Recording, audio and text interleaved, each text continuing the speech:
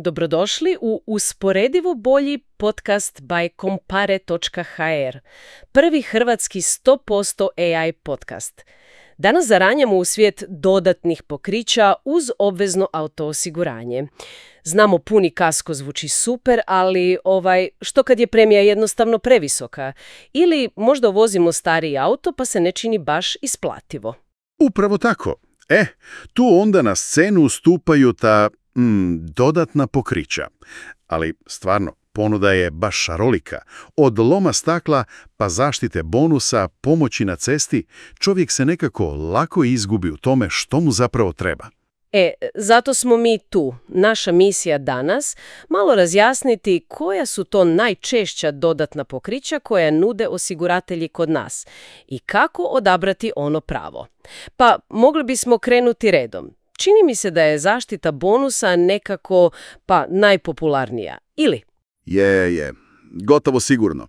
To je ono što omogućava da zadržite stečajni popust na premiju, znate, onaj od 50% ili više, čak i ako ste krivi za jednu prometnu nesreću godišnje. Mislim, kad uzmete u obzir da gubitak tog bonusa može značiti stotine eura skuplju polisu idućih par godina, jasno je zašto je mnogima ovo pokriće prioritet. Da. Trošak same zaštite je često puno manji od potencijalnog gubitka bonusa. Ima smisla, apsolutno. Taj postotak stvarno radi veliku razliku u cijeni. Dobro. A što je s onim onako baš neugodnim situacijama na cesti? Znate na što mislim? Onaj zvuk kad kamenčić udari u vjetrobran ili kad auto jednostavno stane, negdje usred ničega. Tu uskaču osiguranje loma stakla i pomoć na cesti. Kod stakla, znači, pokrivaju se troškovi popravka ili zamjene vjetrobranskog, bočnih, stražnjeg stakla. Najčešće do nekog određenog iznosa i, naravno, uz fotodokumentaciju štete. Ali bitno je provjeriti uvjete, jer pokriće obično ne uključuje svjetla, retrovizore, a ponekad ni one skuplje stvari, recimo panoramske krovove. Aha, znači to treba baš gledati. Da. I treba paziti na limit pokrića, jer zamjena nekog modernog vjetrobrana sa senzorima može onako lako premašiti niže limite. Jasno. A pomoć na cesti? To zvuči kao nešto što svima može zatrebati, zar ne? Ali čujem nekad priče o dugim čekanjima. Kako su tu realno očekivanja? To dosta ovisi o pružatelju usluge i naravno o paketu koji se uzme.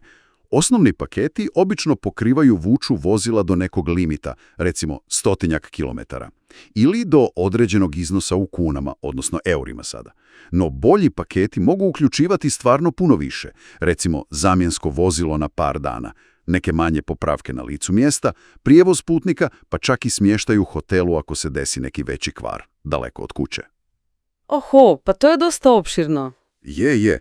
I neki nude različite razine pokrića. Jedno za Hrvatsku, drugo za regiju, treće za cijelu Europu. Znači, ključno je provjeriti što točno taj paket uključuje.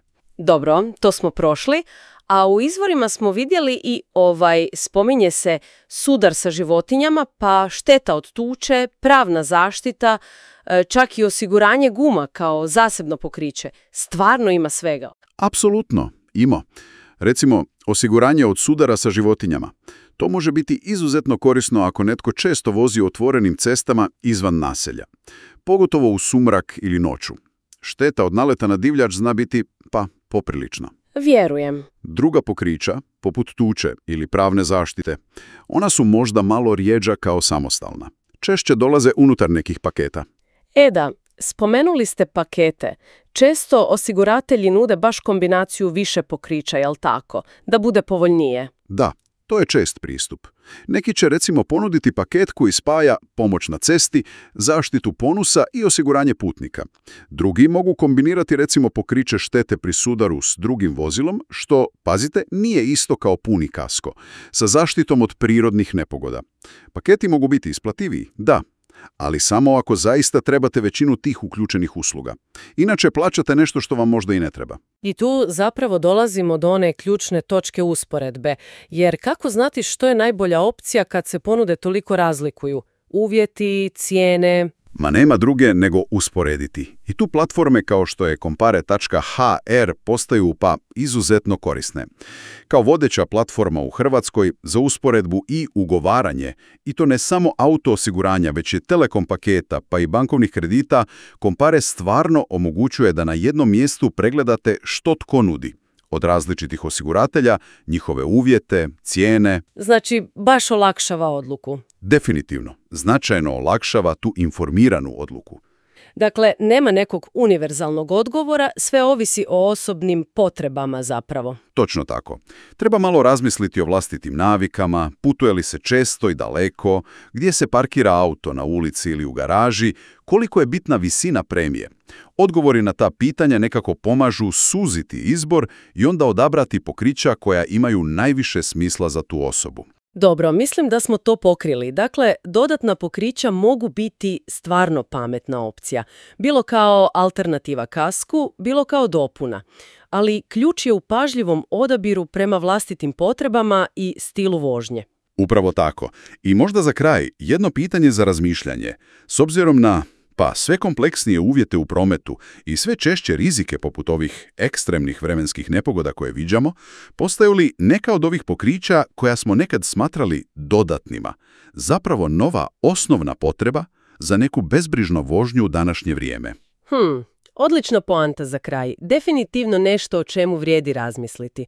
A za konkretnu usporedbu cijena i pokrića auto osiguranja, naravno, svakako posjetite compare.hr i pronađite najbolju ponudu za sebe. Hvala na slušanju.